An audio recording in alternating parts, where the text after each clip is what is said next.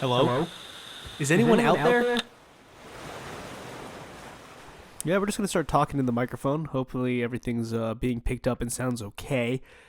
I think it sounds good. It looks good. I've had a bit of a problem recently where I can't seem to get the feedback of my microphone into my headphones. So usually when I do these shows, to peel back the curtain a little bit, like I always do, usually, you have a feedback thing so you can kind of hear how you sound. Now, granted, in my experience as an editor, and working around the audio space, truthfully, your ears are actually a little bit untrustworthy in a lot of ways. You kind of want to look at the audio interface and see what your feedback is. That really helps to see like how high you're peaking or how high you're going.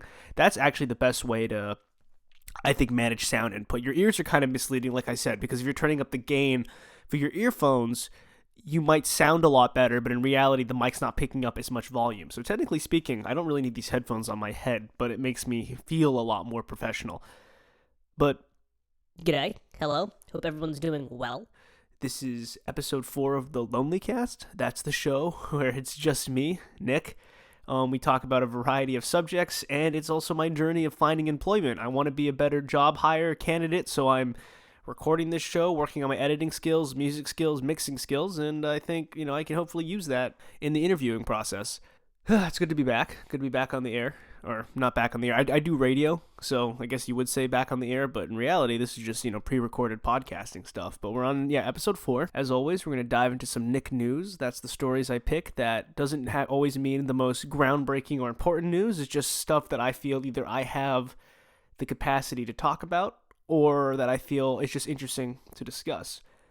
So diving right in, we got William Shatner, everyone's favorite Star Trek guy, crazy overactor, really interesting dude. But he recently just signed his rights away, basically created as an AI. There's this tech startup called Storyfile who are trying to develop these AI-generated people that would allow for organic conversation. Now, I'm not entirely sure how this works. Are they gonna make a William Shatner and then using the magic of editing techniques and AI algorithms, it's going to have like a series of questions, almost like Siri, where you can ask a question and the AI will be able to respond using William Shatner's face.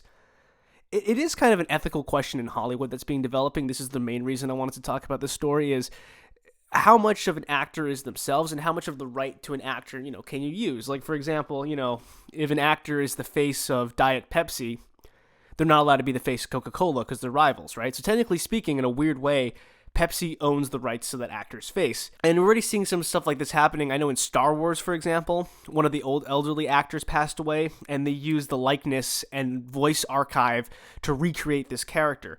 I think they did a little bit of it too with de-aging. Like, I know they made Princess Leia look younger before Carrie Fisher passed away. They de-aged her using another actress and using her face on someone else's body. Are we going to see a future where perhaps you're not even gonna see, like, actors don't need to act anymore? Like, I wonder if you're gonna be an established actor, you can just be like, okay, Paramount, for $1 billion, you can use my face and my likeness for the next 20 years in whatever movie you want to make. Like, maybe it's a bit of an agent thing where I have to discuss it with you, like, what I want or what I don't want, but you have the right to use my body without me even being there. BoJack Horseman, the show, did a joke about this where he leaves set in the beginning of the movie. They've strapped him to this machine, and he's like, what are you doing? Like, oh, we're just capturing your face from all its angles, so in case you die or you run away, we can finish the movie. And then they end up finishing the movie without using his face, by using his face because he left, so they were able to, like, recreate him using AI technology. So obviously Shatner is doing this consensually, too. That's important to mention, so it's not like this company took the likeness of William Shatner and decided to create this without his consent. But like I said, I'm curious to see how this future will be. Are we going to see movies where actors don't even act? AI-generated actors are going to be the norm. Like, for example, Hugh Jackman, great Australian actor, played Wolverine. He's not going to be alive forever. So in 80 years, if he does pass away, are we just going to get a Wolverine movie with, like, a very young Hugh Jackman in it? It opens a lot of interesting questions, which I don't think have been very well thought out. And especially in the world right now where deepfakes are a huge thing, right? Where people are able to use AI-generated technology, one, to either change their face or take the face of someone else and put it on something. Now, you've seen cases of famous actresses having their faces imposed onto porn stars. Now, obviously, most people with half a brain know that these actresses aren't participating in porn, but it's still a bit of a violation of your rights and your privacy to some degree. Then again, it's the same issue we have with Photoshop. So just food for thought for you all. I want you to think, William Shatner's doing this obviously for fun. His argument, because he's a big sci-fi guy, is this is the next step. I want to be around for generations, and I want to be a part of, history because of that. So I'm glad for him.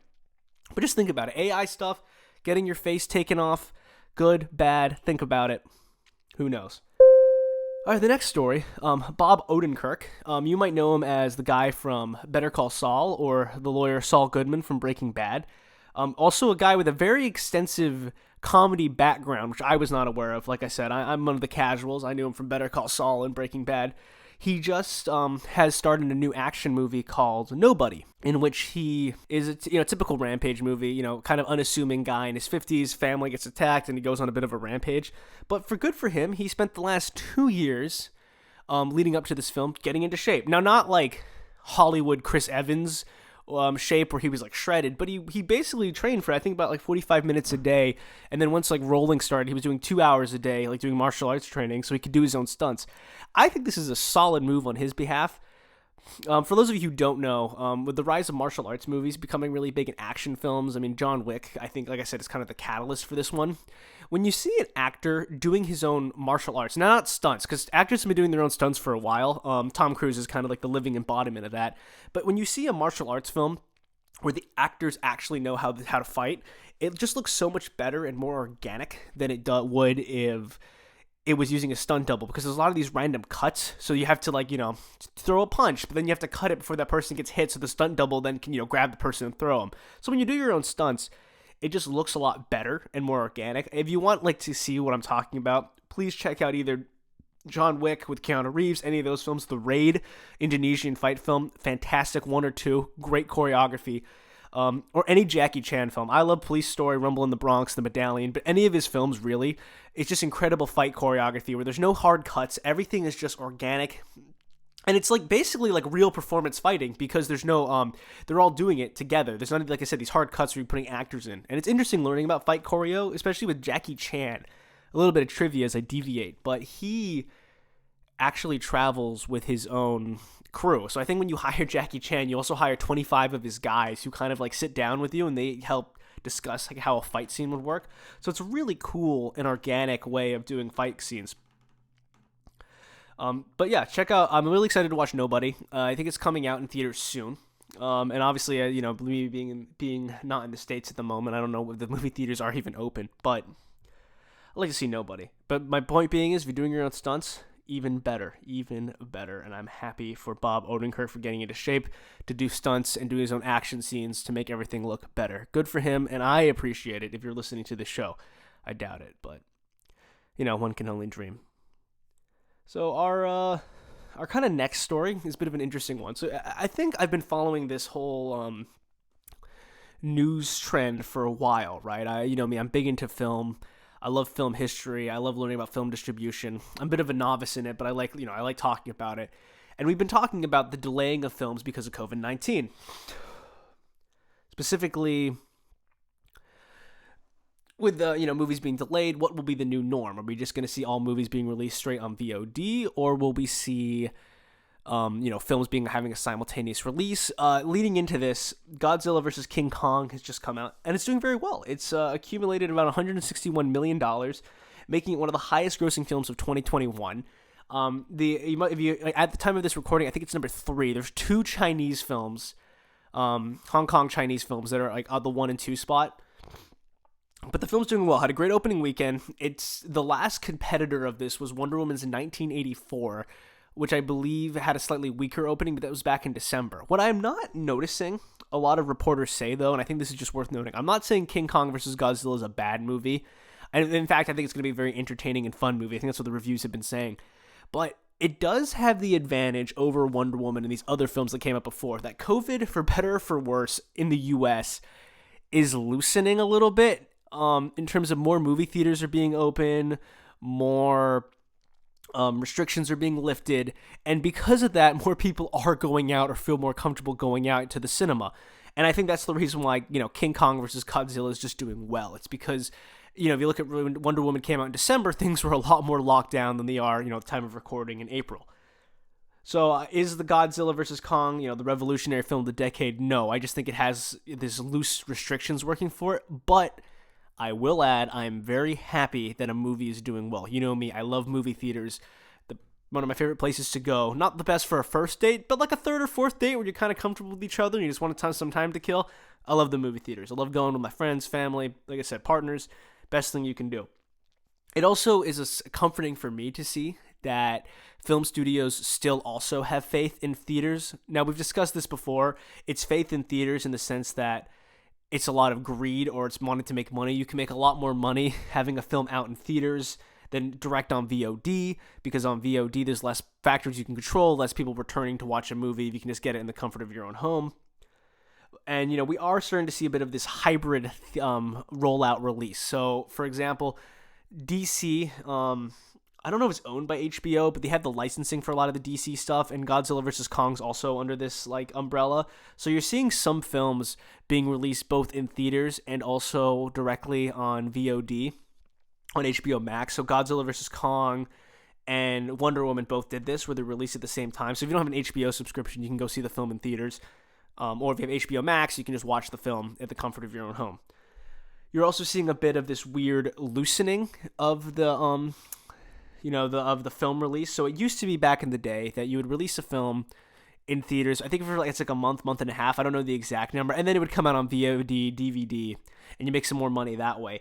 For Bob Odenkirk's new film, so it kind of all ties together, Nobody, I think they've negotiated a smaller window upon release. So I think instead of like a month, it's like 15 days. So the movie's been out in theaters for like a week now. And I think after that, the 15 days period is over, you'll see it come out to VOD. So iTunes, Netflix, perhaps. I don't know. iTunes is the easiest one because since iTunes doesn't really have a subscription service outside of Apple Plus, usually you can just buy the movie. So it's just comforting for me to know that movie theaters are doing well. It makes me happy to hear that, truthfully. It makes me very happy to hear that at all. I think the takeaway I want you to have, if you excuse my rambling, and once again I want to apologize that if I had to peel back the curtain from the recording of this, I can't hear how I sound. Hopefully I'm not speaking too loudly or too quickly. That can be fixed, of course, but I just want the takeaway to be that Kong is doing well, but I also King Kong vs. Godzilla is doing well, but not, I think, because it's the film of the decade. I just think that restrictions have loosened, hence the strong box office in the beginning. I am also happy, though, that movie theaters aren't dead, and it seems like there's a lot of support, so take that as you will. King Kong vs. Godzilla, not the greatest film of all time, and movie theaters aren't dead. So, positives for me. Yeah, in other news, which kind of builds on the story I kind of just said before, is the great state of California has just announced that movie theaters and concert venues will be allowed to open and have people starting April 15th. Now, the caveat to this, of course, is you have to do one of two things. You either have to show proof of full vaccination, both doses. So, unless you're on that Johnson & Johnson, you got to show that you've been vaccinated twice. Or you have a negative test. Now, this is where the article wasn't very clear, and I haven't gotten clarification from the other sources I'm looking at. One of two things can happen as well for this. So it either means that you go to your doctor, you get your rapid test, your PCR test, whatever you fancy, and then you have usually it's like a 3-day grace period is what most people allow, at least like where I am. You show up with your negative test and you're like, hey, I'm clean. Can I go enjoy the movie or can I enjoy my concert? The other option, which I've also seen happen where I am, is you have someone with a rapid test kit on site and you kind of go to the venue, you pay your $50-$40, get rapidly tested right there and then determining based off of that, if it's negative, obviously you can go enjoy the venue. Now, the way California works is there's a grading system, like a color system, depending on how severe the cases are. So I think that'll determine capacity as well as, just capacity in general. Now, of course, that does spark the question, if it's a concert and, it's like a sold out show and all of a sudden the state spikes, does the concert or like the county or whatever just gets spikes, do you lose your seat? Like, how do they determine who gets to see the show or not? It's a bit wobbly, but it does, it is a good sign that movie theaters are opening. As my above point, restrictions are lifting to some caliber. So you're going to see movies arguably do better than others. Like, I'm a firm believer, honestly, that let's just say Scooby-Doo came out and the restrictions were lower. There's a very good chance it would have outperformed King Kong, Godzilla, and Wonder Woman had those movies come out. Had the Godzilla and Wonder Woman film come out in December, and the Scooby-Doo movie came out in February, for example, or like in March or April. It does beg the question, which is what I really wanted to quickly touch upon, which is, do you think we will see a future, not like long term, but I think in this like sweet spot of vaccines, but COVID's still high, where those who are vaccinated will get more privileges or abilities to do more? Obviously, South Park was very tongue-in-cheek about this with their vaccine special, where, the old people were going out and having major parties and ragers because they were vaccinated. Is that going to happen? I wouldn't be surprised if there was a little bit of incentive to say, like, hey, if you want to have a gathering of 35 people and you're all vaccinated, that's perfectly acceptable, right? Or something like, if you want to eat inside and you're vaccinated, go for it. I could see little things like that coming out to incentivize people getting vaccinated. Of course, that does open the ethical question that not everyone has access to the vaccine even in the United States, or has the resources to get it right away. Also, as far as I know, it depends on what state you're in, how old you are to get the vaccine. A lot of little questions like that. I mean, for me, from a global standpoint, with travel, it'd be fascinating. Like, do you have access to kind of travel wherever you want if you're vaccinated? Like, I know a lot of countries have quarantines of varying lengths. For example, I have family in Australia who I'd love to see, but to see them would require a 2-week quarantine. And they're very strict in Australia because realistically what they do is they test you when you come in, and then they test you, I believe, 4 days afterwards, because that's like, if the virus were to manifest, they can detect it, and then you have to wait your full 2 weeks to get one more test, and then you can go. But if I was vaccinated, do I only have to stay in for 3 days? It's questions like this that I think will be interesting to see develop as the vaccine rolls out and becomes more normalized. I believe this is a short-term idea, because I do think that give it a couple more years, the idea of the vaccine, I think, will go away a little bit. It'll become more like the flu shot, where I think it'll become a little bit more of like an optional but like highly encouraged kind of thing. Though instead of flu season, we'll have COVID season. But it's just food for thought at the moment. I just want to know like what to incentivize people to get vaccinated, or at least consider it. Will there be more opportunities? Obviously, big ethical question. I don't want to think too deep into the nitty gritty of it. But we're seeing venues open in California, which is great news. Yeah. So our last story before we go into a deep splash or a tangent is Lil Nas X, famed rapper, country singer, most famously known for his hit song Old Town Road, which was a trap country song, and then he did a remix of it with Billy Ray Cyrus, and I believe that version is the longest number one spot on Billboard in the history of music. So as long as we've been recording the records of music, his song has held the number one spot out of any musician, and that includes the Beatles, Taylor Swift, Kanye West, anyone you can think of. He's also done some other great songs like Panini, and his most recent song Montero, which is great. And this is kind of where the stem of the controversy comes from. So in collaboration of his song Montero, which involves Lil Nas X going to hell, and there's a whole subtext about him like reclaiming hell and the idea of his sexuality and what that means to him.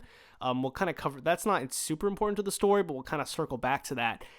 He made these sneaker collabs with tech collective, art collective called Mischief. They're a very, I would say, stereotypical new, hype beast kind of company. Like, you go on their website, it's very difficult to manage from an artistic point of view. They have a bunch of drops that happen through the year, and they dabble in everything. They've done everything from custom sneakers. They made Birkenstocks out of old Birkin bags. They've recently done something where they've bought the URLs for almost every candidate who they think will be running for president. So that includes everything from Joe Biden again, Donald Trump, Ivanka Trump, Oprah Winfrey, Mike Pence. They've bought the URLs like Mike Pence for president or President Mike Pence. And then you had the opportunity, like the buyer, to buy shares of the URL website. So the idea is if Mike Pence were to run for president, he'd have to pay, Mischief to get his URL, and then you would get like a take. So very interesting, like techie, new wave Mischief deals with a lot of different stuff. So they made a collaboration of sneakers with Lil Nas, using some old Nikes.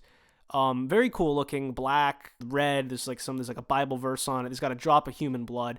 There are 666 copies of the shoe made, and they've made sneaker collabs in the past. They made a holy one, ironically, with like holy water in the sneakers. So this devil one is kind of like, the alternate version. Yeah, but Nike put out a cease and desist to temporarily block the selling of the sneakers. Now, obviously, this is interesting because there's a lot of people who do indie sneaker customizations or redoing without Nike's approval in the past and have gotten away with it. In Mischief themselves have done collabs with, like their Nike Holy Water shoe, and that didn't get as much attention. So obviously they're a little baffled, as is Lil Nas, and they can't give away any of the sneakers. So as of now, everyone who I think bought the sneakers hasn't gotten a refund because right now there hasn't been a solid stop on the selling of the sneakers. They're still trying to figure it out in court. It is interesting on the one hand, where I do think a big chunk of this controversy, quote unquote, came from Lil Nas's song, which is great. It's called Montero, then brackets Call Me By Your Name. A fantastic song. Obviously the imagery is a little intense, I think. I mean, for a child, I would argue it's intense. I don't think it's that bad. The whole point, it's like I said, it's Lil Nas, and he ends up going to hell. He gives the devil a lap dance. Then he breaks the devil's neck, and then he himself becomes the devil. I'm not going to read into the subtext of it. I mean, with songs like WAP out and stuff, I don't think the song was that harmful in the long run. Obviously, it gives something conservative media groups to talk about. I saw one tweet, and someone was like, well, he's making it so hell's no longer scary. And it's like, well, maybe it shouldn't be scary. If, you shouldn't just be like telling kids about, I don't know. That's not really my place to say 100%, but this whole idea of the sneakers being blocked is interesting. So the only experience I've seen with this is custom Rolexes. And there's like a big debate in the custom Rolex field about, what is it that you can and cannot customize with Rolex before they cease and desist you. I am the advocate. Here's a little watch tip for you. Rolexes hold their value very well. They're very good, high-end, crafted watch. The second you buy a modified Rolex, it's no longer an official Rolex. It's like kind of trapped in that place in time. So most of the time you buy a Rolex, it holds its value and it depreciates very little. If anything, it can appreciate if you have like a limited edition watch or maybe a watch that wasn't as popular. But the custom ones are weird. So like say the guy bought a vintage or 1980 Rolex for $5,000, customized it and sold it to you for $10,000. Obviously these numbers are all hypothetical. That Rolex is trapped in the $10,000 market. You can't really increase it or decrease the value because it's been customized. Now, of course, if it's like a custom piece, like maybe by Mischief, where it's like it becomes like a sought-out hype beast kind of device, maybe it'll go up a little bit. But really, it's kind of frozen in time. And there's been several Rolex, I want to say like customizers that have had varying success. Like there's someone who does Rolexes with the evil eye, which are those blue eyes you see. And I don't think they've had a cease and desist. I think most recently, this lady was doing a custom Rolex strap. So the idea was you would buy a Rolex, take off your Rolex like stainless steel strap or whatever strap you had, and then put on this leather one. I think Rolex did step in for that. So it's a weird world, the fashion industry, in terms of like what is and isn't allowed. So for the Rolex one, I don't know if it's because the strap was changed or because you've modified the face, or is it ignorance is a bliss? As long as you're not too mainstream, the big company doesn't seem to care. I think Nike's argument is like the Nike swoosh is still on the shoe. Once again, I just think it's because the story's been so meteorized. Nike kind of needs to step in. And I wouldn't call this devil advocate, but I will say that Nike's like a multi-billion company who I would argue probably is just doing the cease and desist so they don't offend any of their like religious fans. I think is the best way to put it politely, because if you're being like, oh, we don't condone this like religious shoe, we still have values. I just think it's a bit of like a chess game for PR. I do feel bad for Lil Nas, though, because I don't think he really was trying to honestly offend anybody. I think he was just trying to tell a story and, say it like it was. We'll see how it goes. The people they interviewed about the sneaker stuff, I think, seem pretty neutral about it. Obviously, everyone's kind of bummed they're not getting the sneakers. But the people they interviewed were also just like, well, I was going to resell them anyway for like, I think they were $1,000 to buy the pair. And the guy was like, I was going to resell them for $2,500. And it's like, well, okay, well, you're a scalper. So it's like, I feel for you, but also, dude, come on, really? You did like, now you're upselling a shoe over somebody who maybe really wanted it. But this is also an example, going back to the Ramble episode of yesterday, where this is a commodity that is sought after. And it kind of makes sense in this scenario to be like, okay, I'm going to sell up the price of this shoe. Because just once again, to reiterate, if anyone's trying to scalp a PS5 or an Xbox One X, they're going to keep making Xboxes and PS5s. They're not limited quantities. So you're kind of shooting yourself in the foot buying like 10 PS5s at once, because at the moment there's no need for a new console, and that Sony's just going to keep making new PS5s. It's not like it's a limited thing. Now with these sneakers, it makes a little bit more sense because these are sought after items that there's a limited amount for. There's not a limited amount for the PS5s.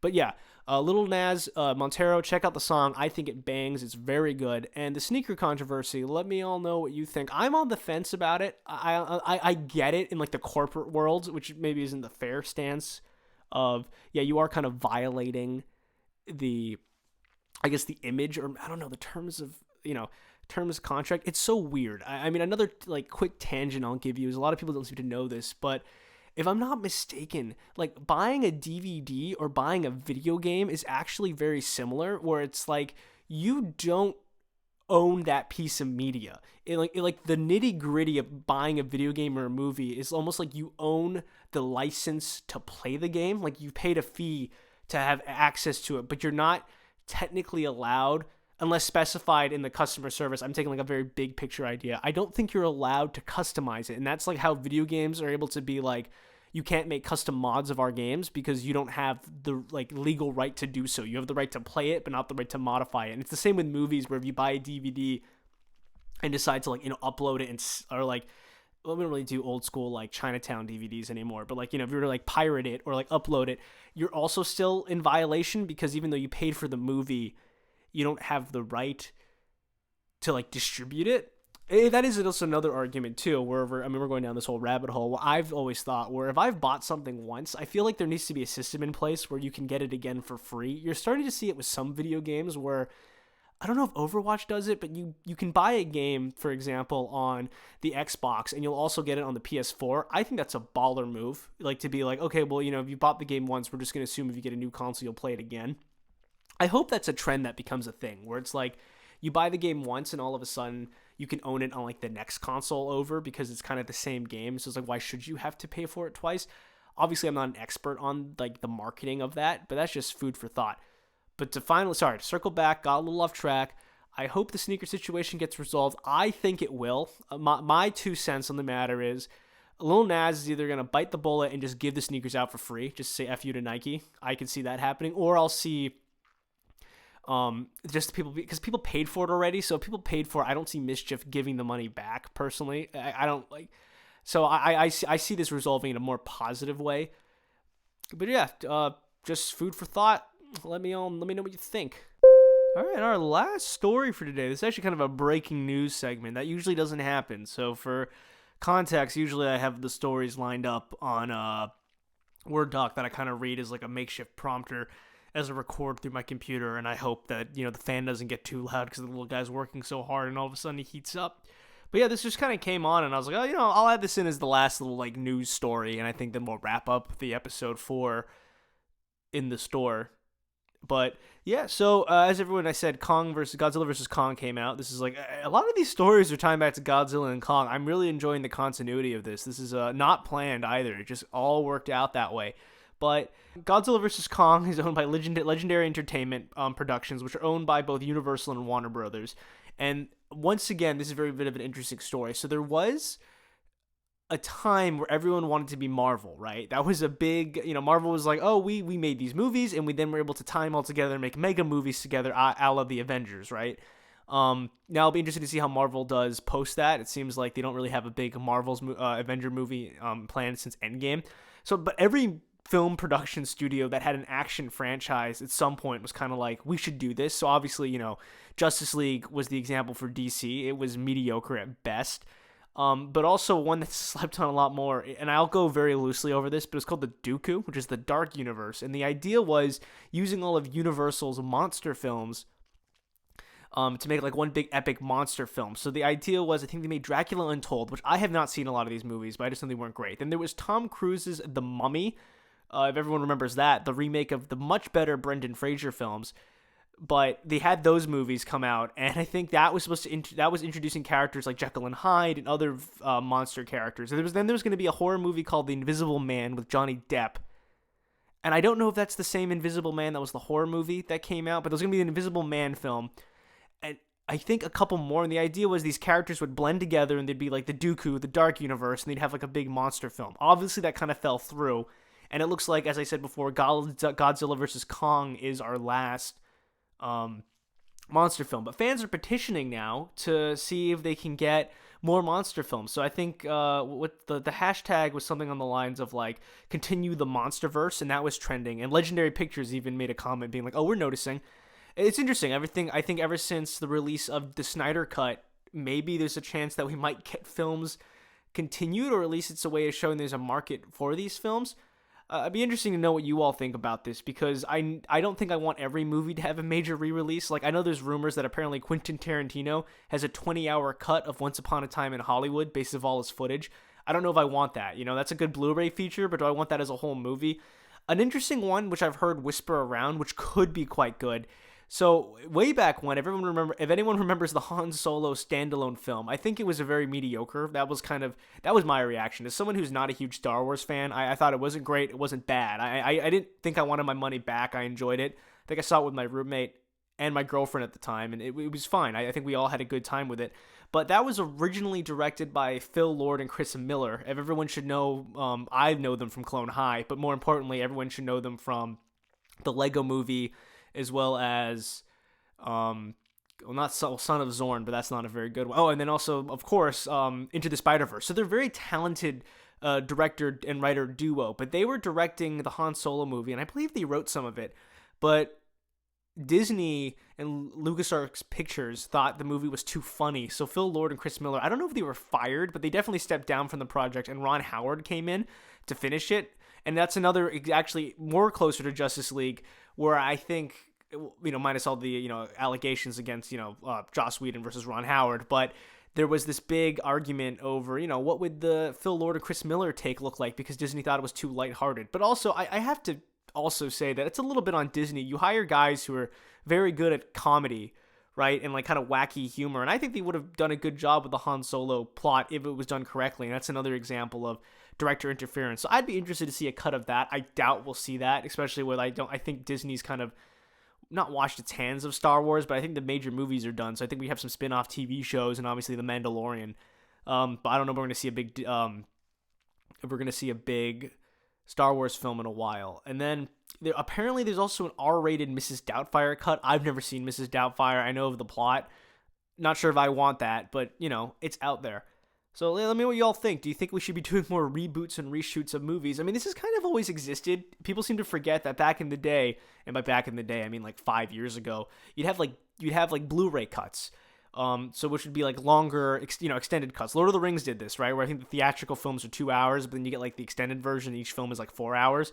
So this is always something that's existed. I just think it's interesting to see it, with like a bit of a resurgence. I mean, even Zack Snyder, he had Batman v Superman, which was PG-13, and then he released the Blu-ray, which had some extra scenes that made the film rated R.